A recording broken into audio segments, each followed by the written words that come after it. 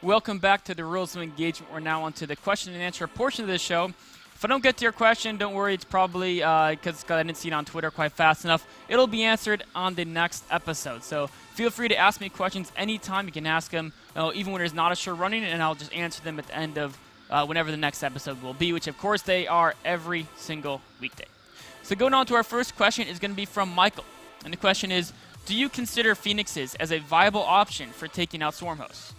And that's actually a pretty interesting question because, of course, Phoenixes do not kill Swarm hosts very quickly because Swarm hosts are armored. And generally, Swarm hosts, if they know you're going air, they're going to have Spore Callers, Queens, Hydra to accompany them. So it's not like you can directly run in there and kill those Swarm hosts very easily with the Phoenixes. But what's the key way to counter Swarm hosts is kind of like I talked about in the Parting versus Sen game on Cloud Kingdom, is you want to keep the Swarm hosts away from your expansions. And you do that by basically being aggressive. Even if you're not strong enough to take the Zerg on directly, be aggressive enough that the Zerg has to stay back and defend.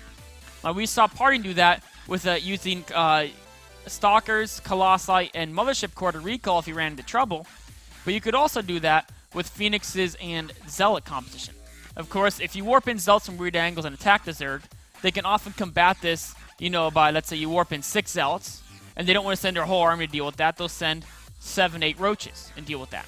But if you have Phoenixes as well flying around, not only does the Zerg have to put in Spore Callers to defend everywhere, but all of a sudden if you attack with 6 Zealots and they defend with 7 Roaches, your Phoenixes can run there and support that Zealot army by picking off like 4 or 5 of those Roaches, and then all of a sudden the Zerg has to send more units. And basically they have a much harder time defending and attacking with the Swarm hosts simultaneously. They'll spend a lot more resources defending. They send too much army to defend the Zealots, your Phoenixes hit somewhere else, they can attack the Swarm host encampment.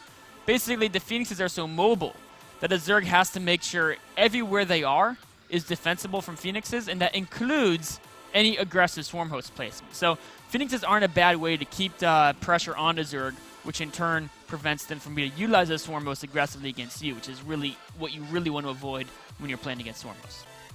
Next question is going to be from that guy. And that guy asks, when playing as Terran, how shall I create a distraction to form my main assault?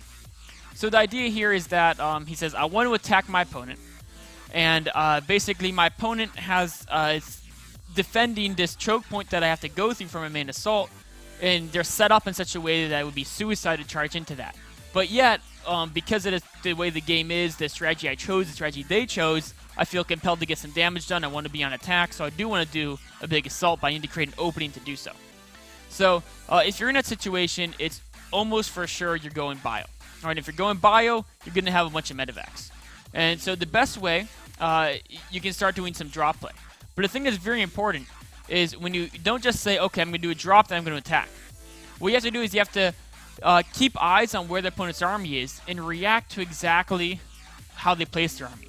I've seen a lot of Terrans lose games because they drop in their opponent's main, and they like do a lot of damage to the main, right? And they're like, okay, I dropped in his main, I should go attack now. But their opponent actually didn't move their army back to defend. They just said, I'm just going to let the main take some damage.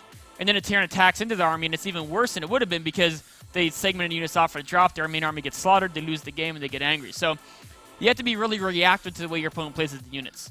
In Heart of the Swarm, so you do a drop. If they send too much back, you attack.